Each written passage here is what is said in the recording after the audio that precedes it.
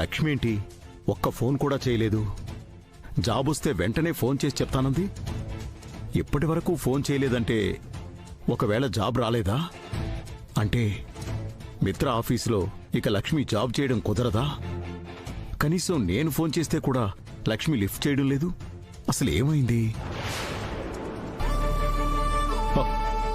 లక్ష్మి ఏమైందమ్మా? ఉద్యోగం దొరికిందా? చెప్పమ్మా, ఏమైంది?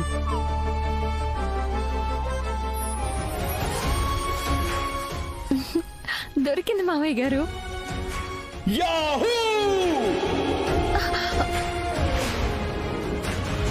జయదేవ్, ఏమైందిరా?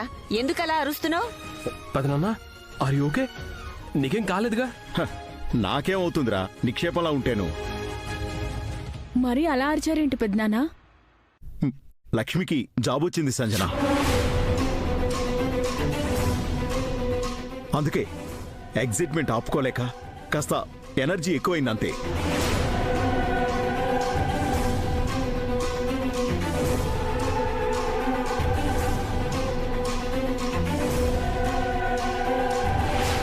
లక్ష్మికి జాబ్ వస్తే మీకు ఎగ్జైట్మెంట్ ఎందుకు బావగారు? పాపం లక్ష్మి కష్టపడుతోంది కదా, కష్టానికి తగ్గ ప్రతిఫలం దక్కింది కదా, అందుకే కాస్త ఎంకరేజ్ చేద్దామని. లక్ష్మి చేసిందే ఒక చెత్త పని, అదేదో ఉత్తమమైన పనన్నట్టు అంత ఉత్సాహం ఎందుకో మీకు?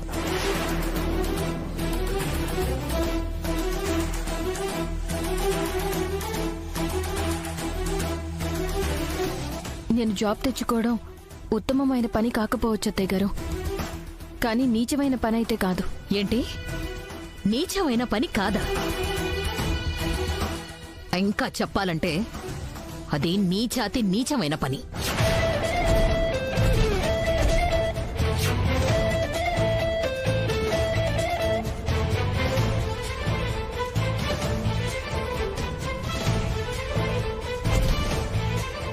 ఏంటి అరవిందా? మీరాగండి.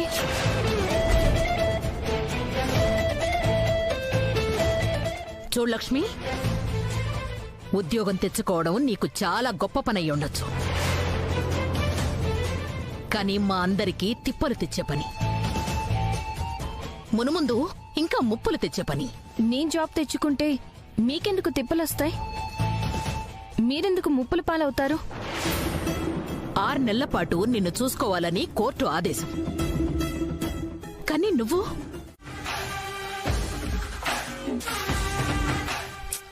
ఆ లక్ష్మిని చూసారా ఆంటీ? ఎంత పొగరుగా మాట్లాడుతుందో, ఎంత ఎదిరించి మాట్లాడుతుందో. ఒకప్పుడు లక్ష్మి కుక్కిన పేనులా చిక్కిన పిల్లిలా ఉండేది, ఇప్పుడు బలిసిన ఎలుగుబంటిలా అరుస్తోంది. లక్ష్మిలో చాలా మార్పు వచ్చింది మనీషా. అవునా ఆంటీ? ఆ మార్పు మంచి చేస్తుందో చెడు చేస్తుందో అర్థం కావటం లేదు. ఆ మార్పు ఇంట్లో ఉన్న వాళ్లల్లోనూ ఎలాంటి పరిణామాలు తీసుకొస్తుందో తెలియడం లేదు. ఒకందుకు అది కూడా మంచిదేలే మనీషా. ఎందుకు ఆంటీ? ఆ లక్ష్మి చేసే పనులకి ఒక్కొక్కరికి అసహ్యం పుట్టాలి. ఈ 6 నెలలు గడవగానే ఒక్క రోజు కూడా ఈ ఇంట్లో ఉంచకుండా గడప దాటించి తరిమేయాలి. అలా జరగాలంటే అప్పుడప్పుడు ఈ ఇంట్లో వాళ్ళకి లక్ష్మి వల్ల ఇలాంటి జలక్కులు తగలాలి. బట్ ఏదేవైనా లక్ష్మి లాంటి వాళ్ళు కొంచెం డేంజరే. అందుకే వివేక్కి ఏరి కోరి నా ఫ్రెండ్ జగదీశ్వరి కూతుర్నిచ్చి పెళ్లి చేస్తున్నాను.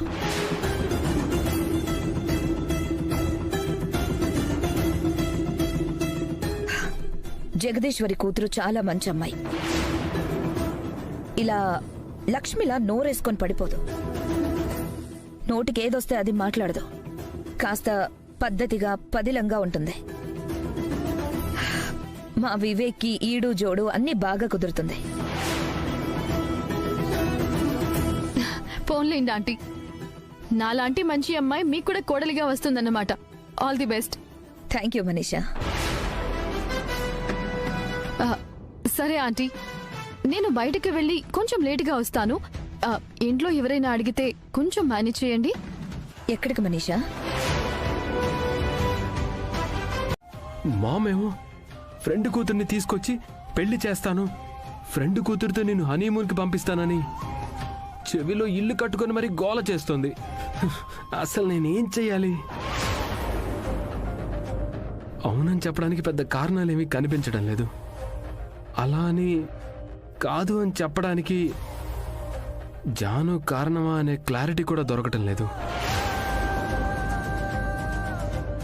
నా మనసులో జాను ఉందా? జాను నేను కావాలని కోరుకుంటున్నానా?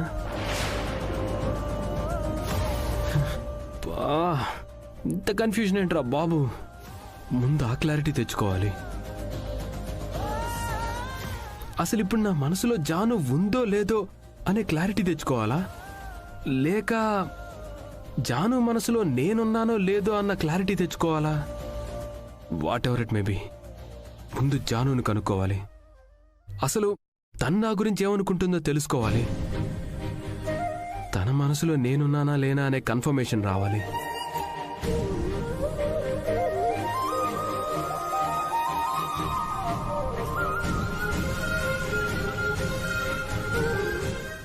లేదు, ఇలా ఫోన్లో కాదు, రేపు డైరెక్ట్గా వెళ్ళి తనతోనే మాట్లాడాలి.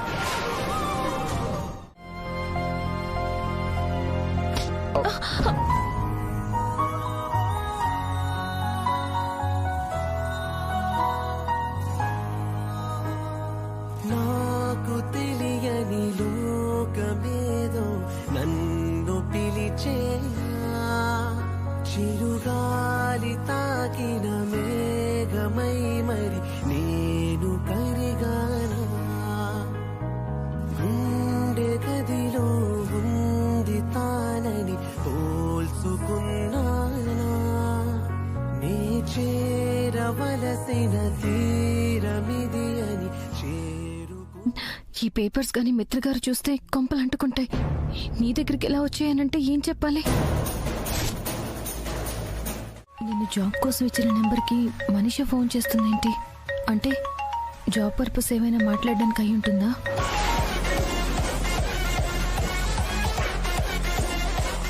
హలో మనీషా మేడం, చెప్పండి. హలో భాగ్యలక్ష్మి, నేను చెప్పేది జాగ్రత్తగా విను. రైట్ నౌ నేను ఓవర్ ద వెన్యూస్ పబ్లో ఉన్నాను. అర్జెంటుగా ఇక్కడికి రా. పబ్కా? నేనా? నేనెందుకు మేడం? ఇక్కడికి వచ్చి నువ్వు తాగి తందనాలాడాల్సిన అవసరం లేదు.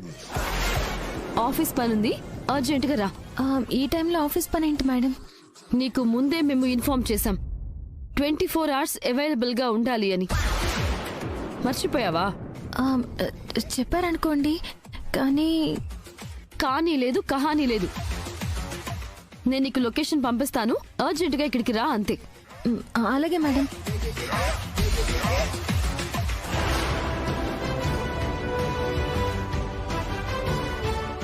మనీషా ఏంటి ఇంత అర్జెంటుగా రమ్మంటుంది?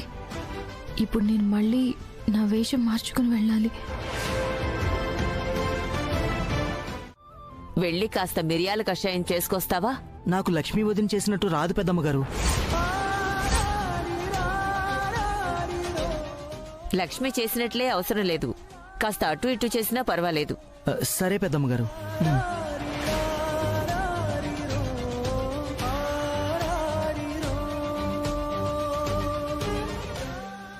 పెద్దమ్మగారు, ఇంట్లో మిరియాలు కనిపించట్లేదండి. కనిపించకపోవడం ఏమిట్రా? మీకు కషాయం చేయడానికి లక్ష్మీ వదిన ఆ మిరియాలే వాడేవారు. ఇప్పుడు ఎక్కడ పెట్టారో ఏంటో.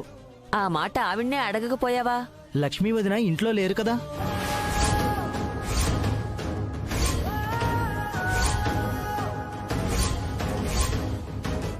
లక్ష్మి ఇంట్లో లేదా? ఎక్కడికెళ్ళింది? ఏమో తెలియదు మిత్రాబయ్యా, ఇందాకే బయటికెళ్లారు. ఎక్కడికో నాకైతే ఏం చెప్పలేదు.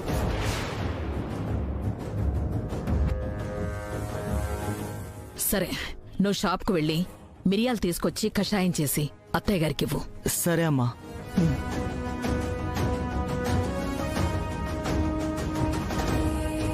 ఇంటి కోడలని చెప్పుకొని తిరుగుతోందిగా, మరి ఈ 6 నెలలు ఈ ఇంటి నియమాల ప్రకారం కాస్త పద్ధతిగా నడుచుకోవాలి కదా. అర్ధరాత్రి లేదు, అపరాత్రి లేదు, ఎప్పుడు పడితే అప్పుడు బయటికి వెళుతోంది, ఎప్పుడు పడితే అప్పుడు ఇంటికి వస్తోంది. అరవిందా, తను ఏ పని మీద వెళ్ళిందో ఏమో. ఏ పని మీద వెళ్ళినా ఎవరికో ఒకరికి చెప్పి వెళ్ళాలి కదా. విడాకులు తీసుకుంటున్నా ఇంకా ఈ ఇంటి కోడలి స్థానంలోనే ఉంది. తనకేమైనా అయితే ఎవరిది రెస్పాన్సిబిలిటీ? తనకేమన్నా అయితే అని ఇప్పుడు ఆలోచన వస్తోందా?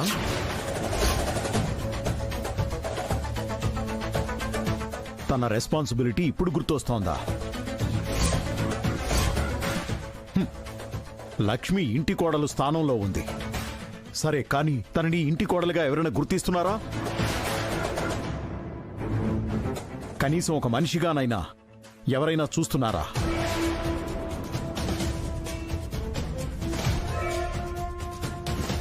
ఎవరూ తనకి ఆ విలువ ఇవ్వడం లేదు కాబట్టి ఎవరికేమీ చెప్పుకోలేకపోతోంది. ఎవరూ తనకి సాయం చేయటానికి సిద్ధంగా లేరు కాబట్టి తన పనులు తను చేసుకుంటోంది.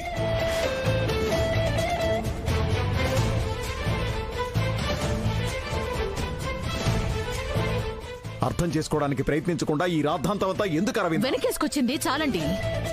ఏది ఏమైనా ఇలాంటి సమయంలో బయటికి వెళ్లాల్సొస్తే ఎవరికో ఒకరికి చెప్పి వెళ్ళాలి. ఇలా సొంత నిర్ణయాలు తీసుకొని సమయం సందర్భం లేకుండా ఎలా పడితే అలా తిరిగొస్తాను అంటే నేను సహించను, భరించను కూడా. అసలు లక్ష్మి ఇవన్నీ తెలిసి చేస్తుందో తెలియక చేస్తుందో అర్థం కావడం లేదు. తనని ఎంత అర్థం చేసుకునే ప్రయత్నం చేస్తున్నా ఏదో ఒక అర్థం పర్థం లేని పని చేస్తుంది. అత్తయ్య గారు, అత్తయ్య గారు, అత్తయ్య గారు, అత్తయ్య గారు.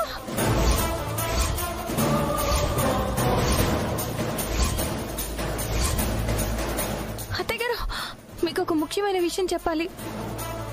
ఏంటది? ఈ మధ్య కాలంలో మీరు ఎవరి మాటలైతే వింటున్నారో, ఎవరి సలహాలైతే తీసుకుంటున్నారో ఆ స్వామీజీ నిజమైన స్వామీజీ కాదు, దొంగ స్వామీజీ.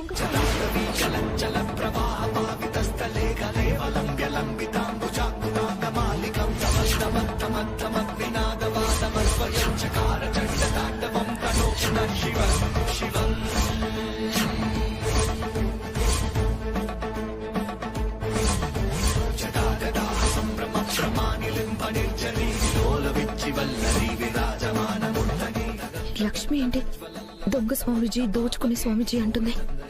కొంపతీసి ఆ స్వామీజీ గురించి తెలిసిపోయిందా ఏంటి? అతను మిమ్మల్ని మాయ చేస్తున్నాడు, మిమ్మల్ని మోసం చేస్తున్నాడు,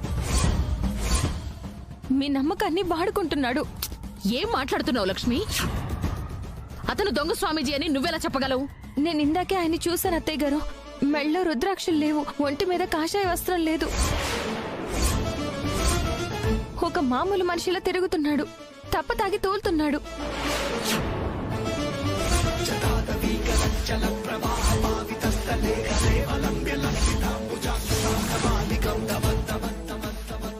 ఏంటి లక్ష్మి, ఇది మరో కొత్త నాటకమా? ఇంట్లో వాళ్ళ దృష్టి నీ మీదకు మళ్లించుకోవడానికి, కుటుంబంలో అందరి మనసులో నువ్వు స్థానం సంపాదించుకోవడానికి మరో కొత్త నాటకం మొదలుపెట్టావా? నాటకాలతోటి, బూటకాలతోటి మనుషులకి దగ్గరైపోవాలని, మనసులో స్థానం సంపాదించుకోవాలని నేను ఆశపడ్డం లేదు. నా ఆశయం అది కాదు. మరేంటి నీ ఆశయం? పూటకొక నాటకం ఆడుతూ గంటకొక గందరగోళం సృష్టిస్తూ మనుషులకి ప్రశాంతత లేకుండా చెయ్యడమా? కుటుంబంలో చిచ్చులు రేపుతూ సంతోషించడమా? ఏంటి నీ ఆశయం? మీరేమనుకున్నా సరే, నాకు తెలిసిన నిజం బయటపెట్టి మీ అందరికీ ఎంతో కొంత మేలు చేయాలనుకున్నాను. అందుకే ఆ దొంగ స్వామీజీకి దండాలు పెట్టి మోసపోవద్దని హెచ్చరిస్తున్నాను. చూడు లక్ష్మి, నువ్వు పుట్టి పెరిగింది పల్లెటూరి సరిహద్దుల్లో.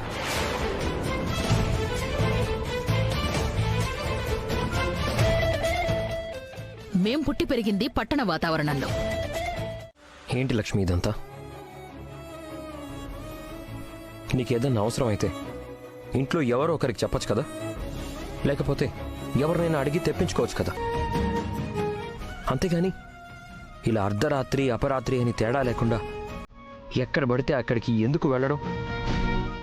ఇప్పుడు అందరి చేత ఎందుకు నిందలు పడ్డం?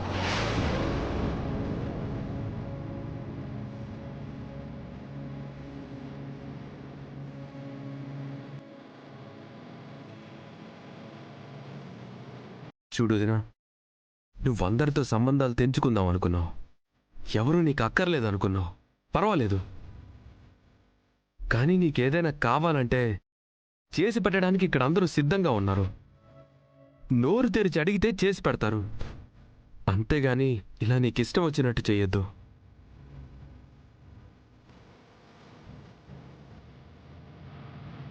చూడు లక్ష్మి, నువ్వు ఇలా నీ ఇష్టం వచ్చినట్టు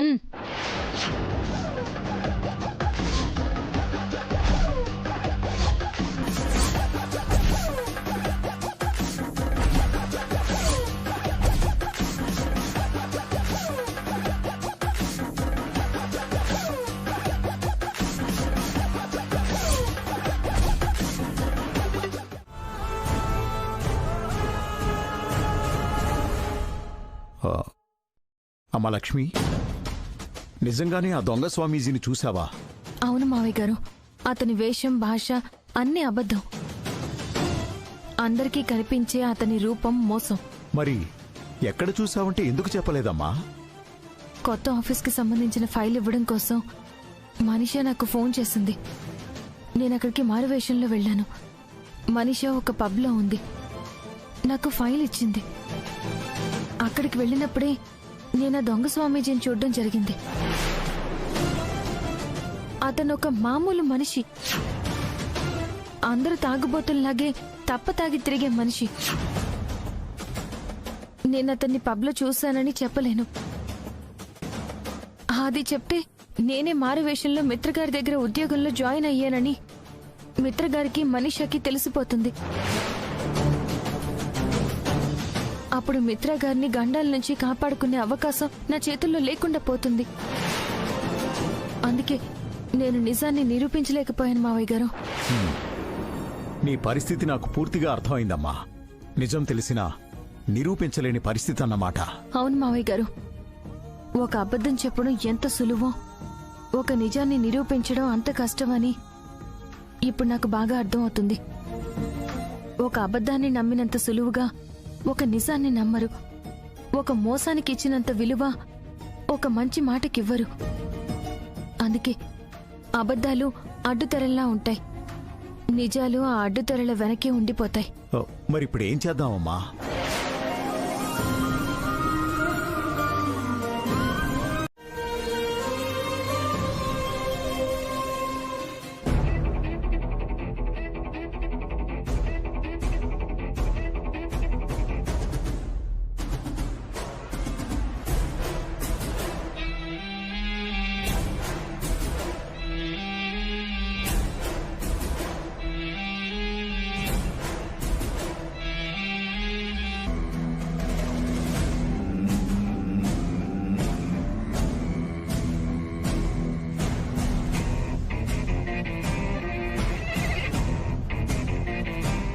ఏంటాంటీ, ఉదయాన్నే ఎవరైనా సూర్య నమస్కారం చేసుకుంటారు, మీరేంటి ఆ లక్ష్మీ దర్శనం చేసుకుంటున్నారు?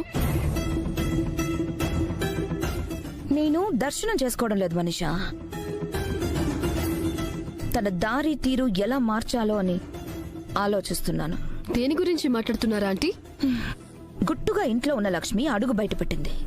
అంతలోనే ఆ దొంగ స్వామీజీ అసలు రూపం పట్టేసింది. ఇక రేపటి నుంచి ఉద్యోగాలు చేస్తాను, ఊళ్ళేళ్తాను అని రోజు బయటకెళ్లడం మొదలు పెడితే ఏదో ఒక రోజు మళ్ళీ ఆ దొంగ స్వామీజీ లక్ష్మికి దొరకడము జరుగుతుంది.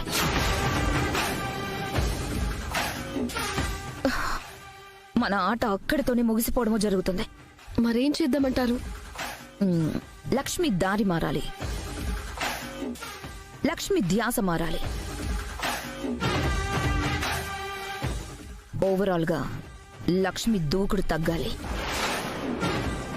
తన కాళ్ళకి కళ్ళాలు పడాలి, తన ఆలోచనలకి ఆటంకం జరగాలి. కానీ అదంతా ఎలా జరుగుతుంది? అదంతా జరగాలంటే లక్ష్మికి డబ్బు సంపాదించే దారి మూసుకుపోవాలి, ఉత్సాహంగా చేరిన ఉద్యోగం ఊడిపోవాలి. కానీ తను ఎక్కడ జాబ్ చేస్తుందో మనకు తెలియదు కదా ఆంటీ. ఆ పాయింట్ దగ్గరకే వస్తున్నాను. చక్కెర ఎక్కడుంటుందో ఒక్కసారి చీమలకు తెలిస్తే చక్కగా చక్కబెట్టుకుపోతూ ఉంటాయి. లక్ష్మి ఏ కంపెనీలో చేరిందో మనకు తెలిస్తే చాలు, ఇక లక్ష్మితో మనం చక్కగా ఆడుకోవచ్చు. You're right aunty. తను ఎక్కడ చేరిందో ఒక్కసారి తెలిస్తే చాలు, ఇక ముప్ప తిప్పలు పెట్టి 3 చెరువుల నీళ్లు తాగించొచ్చు. ఫైనల్ గా తన ఉద్యోగం పోయేలా చేయొచ్చు. You're right. కానీ ఎక్కడ చేరిందో ఎలా తెలుసుకోవడం?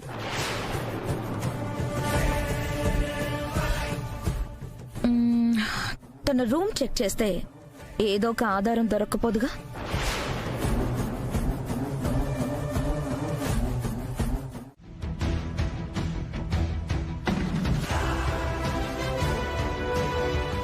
డ్రైవర్, ఆ కార్ని ఫాలో అవ్వు.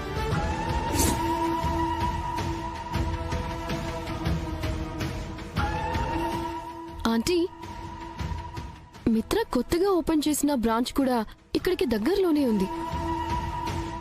ఇదే రూట్లో వెళ్ళాలి. లక్ష్మి కూడా ఈ రూట్లోనే వెళ్తోందేంటి? బహుశా మన బ్రాంచ్ కి దగ్గరలోనే తను వర్క్ చేసే ఆఫీస్ కూడా ఉందంటావా? ఏమో ఆంటీ. ఎనీహౌ కాసేపట్లో గుట్ట రట్టయిపోతుంది కదా.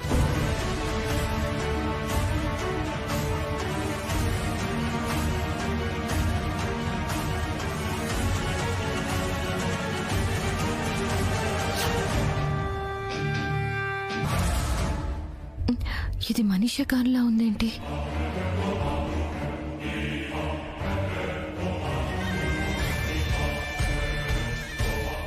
వీళ్ళు అనుకోకుండా నా వెనక వస్తున్నారా, లేకపోతే అనుకునే వస్తున్నారా?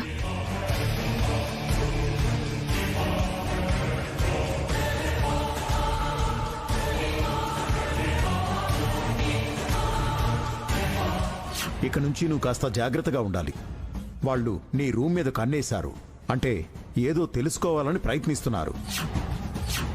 జాగ్రత్తగా ఉండు, లేకపోతే నువ్వు మిత్ర ఆఫీసులో పనిచేసే అవకాశాన్ని కోల్పోతావు. అనుమానం లేదు, మనీషా వాళ్ళు కావాలని నన్ను ఫాలో అవుతున్నారు.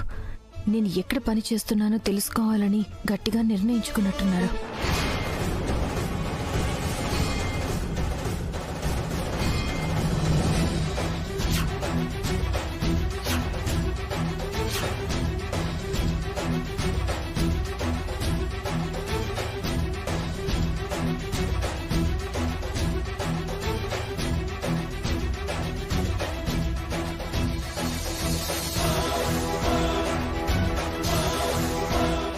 Fast fast.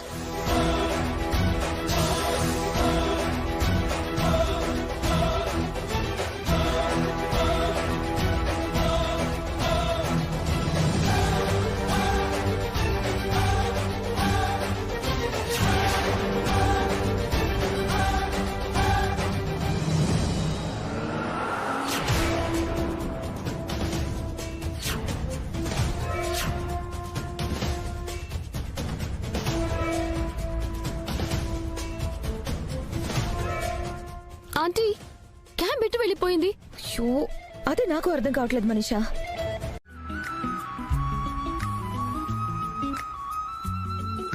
మనీషా ఇక్కడ వెయిట్ చేయమని చెప్పింది ఎందుకు? ఆయన వెయిట్ చేయమని చెప్పి టైంకి రావాలి కదా, ఇప్పటి వరకు రావడం లేదేంటి?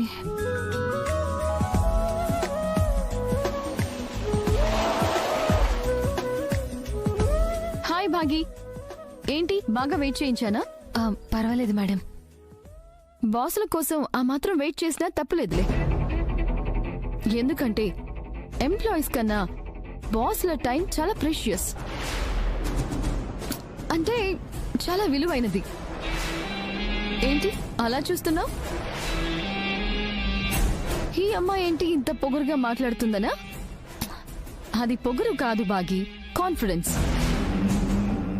సర్లే, నేను రాత్రి ఇచ్చిన ఫైల్ స్టడీ చేసావా? చేశాను మేడం. దాని మీద ఒక రిపోర్ట్ తయారు చేయమని చెప్పాను, చేసావా? చేశాను మేడం. నేను తయారు చేసిన రిపోర్ట్ కూడా ఈ ఫైల్లోనే ఉంది.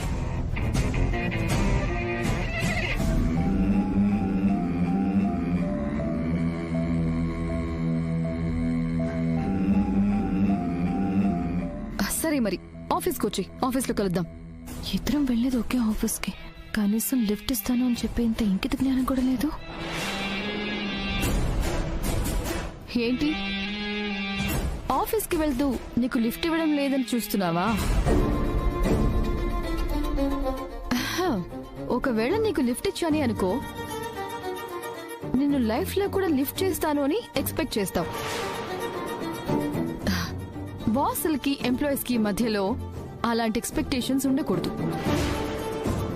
బాసెస్ ఎప్పుడు బాస్ లాగే ఉండాలి, ఎంప్లాయీస్ ఎప్పుడు ఎంప్లాయీస్ లానే ఉండాలి. ఆ డిస్టెన్స్ మెయింటైన్ చేస్తేనే రిలేషన్షిప్ హెల్తీగా ఉంటుంది. Understand? Bye, see you in the office.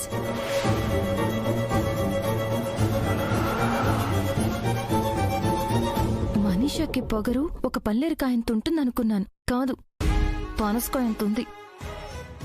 ఏదో ఒకరోజు ఆ పొగరు దిగిపోయే టైం ఖచ్చితంగా వస్తుంది. Manisha, this is too much. Situation ఎంత సీరియస్ గా ఉందో నీకు అర్థం కావడం లేదా? క్లయింట్స్ కి ఇప్పుడు నేనేం సమాధానం చెప్పాలి? రిపోర్ట్ ఏదంటే నేను ఎలా పంపించాలి? నువ్వింత ఇర్రెస్పాన్సిబుల్ గా ఉంటావని నేను అస్సలు అనుకోలేదు. ఒక పని చెప్తే దాని మీద శ్రద్ధ పెట్టాలి, సీరియస్ గా తీసుకొని పని ముగించే వరకు నిద్రపోకుండా ఉండాలి. కానీ నువ్వు వర్క్ ని ఇగ్నోర్ చేసి ఇప్పుడు క్లయింట్స్ దగ్గర నేను తల ఎత్తుకోలేని పరిస్థితి తీసుకొచ్చావు.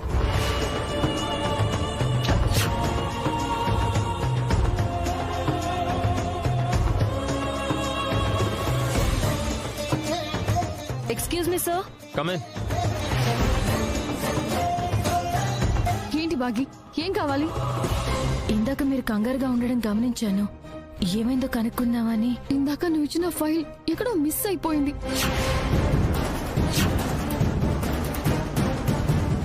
ఏంటి, మిస్ అయిపోయిందా? అవును బాగి, నువ్వు తయారు చేసిన రిపోర్ట్ కూడా కనిపించడం లేదు.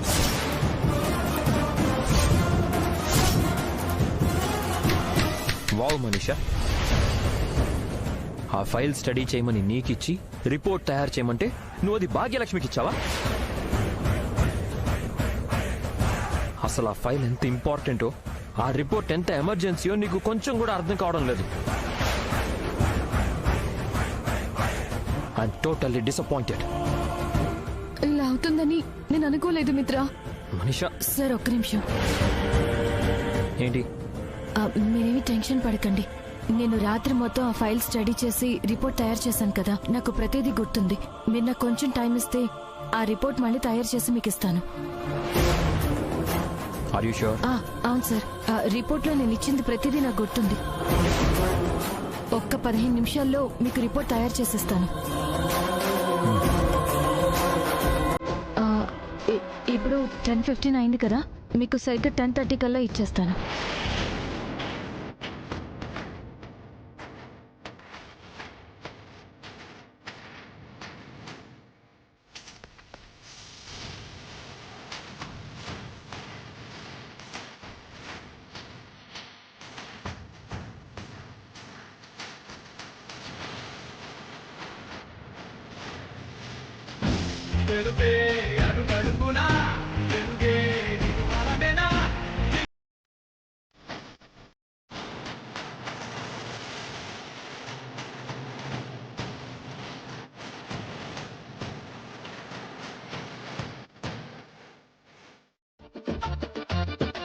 Hi Vivek.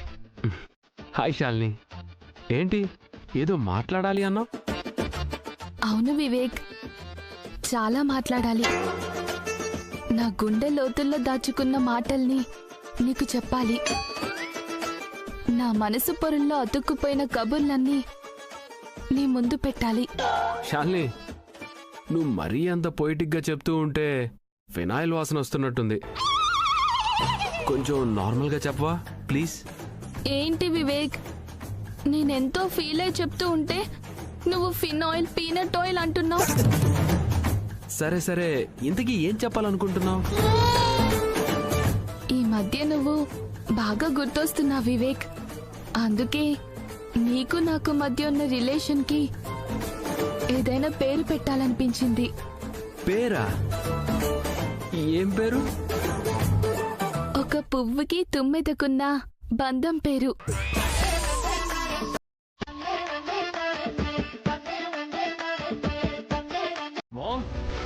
Ma'am mom mom ఏంటి మిత్రా?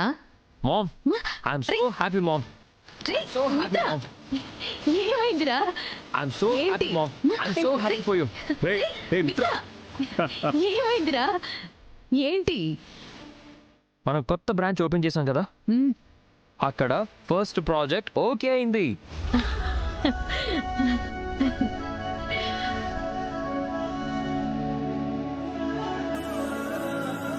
తొందరలోనే వర్క్ స్టార్ట్ చేసి ఫస్ట్ ప్రాజెక్ట్ ని హ్యూజ్ సక్సెస్ చేయాలి. కంగ్రాచులేషన్స్ నాన్న.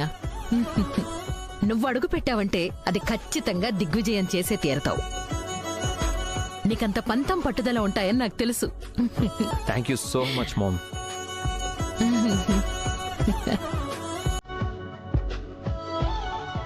నిన్ను చూస్తుంటే నాకు చాలా గర్వంగా ఉంది మిత్ర. మేం మన వ్యాపారాల్ని ఒక స్థాయికి తీసుకువెళితే నువ్వక్కడి నుంచి వాటిని మరింత ఉన్నత స్థాయికి తీసుకువెళుతున్నావు.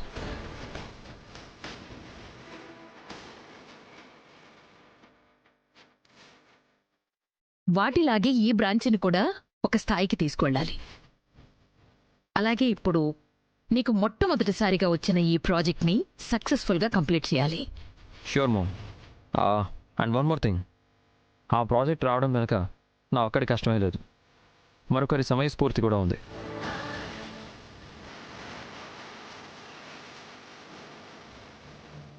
నాకు తెలిసి ఇంకెవరుంటారు? మనీష్ అనే అయి ఉంటుంది కదా మిత్ర? నో,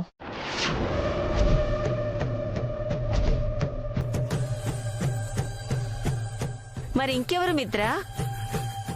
భాగ్యలక్ష్మి అని.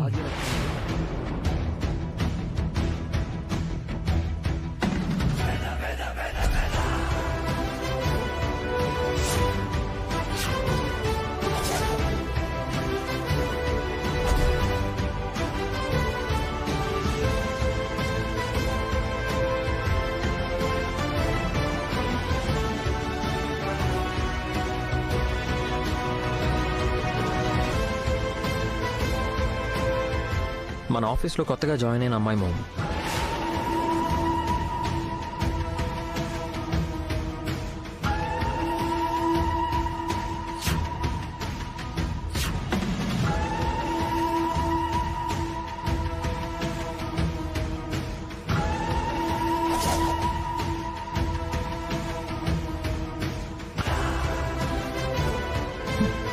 అమ్మాయి పేరు భాగ్యలక్ష్మినా?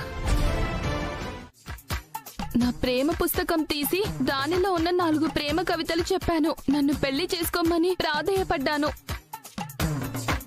నీ ప్రేమ వద్దు, నీ ప్రేమ పుస్తకం వద్దు అంటూ నా చెంప మీద ఒక్కటి కొట్టి చీకొట్టి పొమ్మన్నాడు. ఏంటి, నీ ప్రేమని చీకొట్టడమే కాకుండా చెంపదెబ్బ కూడా కొట్టాడా? అవునమ్మా, చూడు ఎలా వాచిపోయిందో. నీకప్పటికే చెప్తూనే ఉన్నాను, ఏం చేసినా చక్కదిద్దినట్టు చేయాలి, చక్కెర పోసినట్టు చేయాలి, ఇలా చెంపదెబ్బలు తినే వరకు వెళ్ళకూడదు అని. కానీ నువ్వేం చేసావు? చెంప మీద 5 వేళ్లు అంటించుకొని వచ్చావు. అమ్మా, అసలే ప్రేమలో ఓడిపోయానని, నా పోయిట్రీకి కూడా వాడు కరగలేదని నేను ఏడుస్తుంటే మధ్యలో నీ ఎత్తి పొడుపులేంటమ్మా? మరి లేకపోతే ఏం చేయాలి? ఏం చేసినా కాస్త పక్కాగా చేయాలి, తిక్కగా చేయకూడదు. అయ్యిందేదో అయిపోయింది, ఇప్పుడు ఏం చేయాలో అది ఆలోచించు. ఇంకా ఆలోచించడానికి ఏముందే? ముందు చెప్పినట్టు ఆ దేవ్యాన్ని అడ్డుపడకుండా మన దారిలోకి తెచ్చుకోవాల్సిందే. ఇంత జరిగాక మళ్ళీ వివేక్ వాళ్ళ అమ్మ మాట విని నా మెడలో తాళి కడతాడంటావా? ఆ వివేక్ నీ మెళ్ళో తాళి కట్టకపోతే నీ చేత వాడి మెళ్ళో తాళి కట్టించేస్తాను. మీ అమ్మ గురించి నీకింకా పూర్తిగా తెలీదే. బేబీ, నువ్వేం టెన్షన్ పడకు. వివేక్ తో నీ పెళ్లి చేసే బాధ్యత నాది.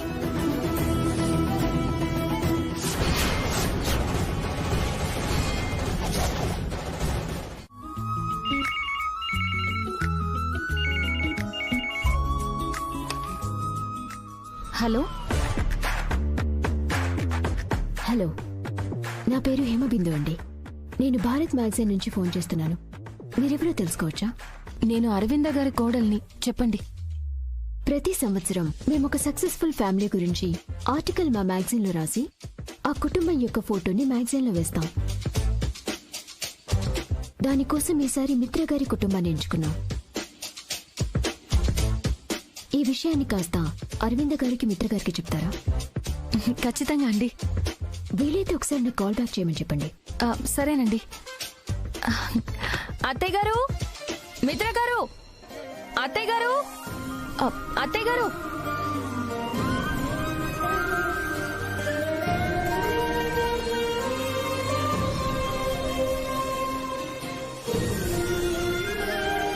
ఏమైంది? ల్యాండ్ లైన్ కి ఒక ఆవిడ ఫోన్ చేశారు అత్తయ్య గారు. ఒక ముఖ్యమైన విషయం మీకు చెప్పమన్నారు. చూడు లక్ష్మి, నువ్వు ఈ ఇంటికి గెస్ట్ లాంటి దానివి మాత్రమే. గెస్ట్ లాగే ఉండు.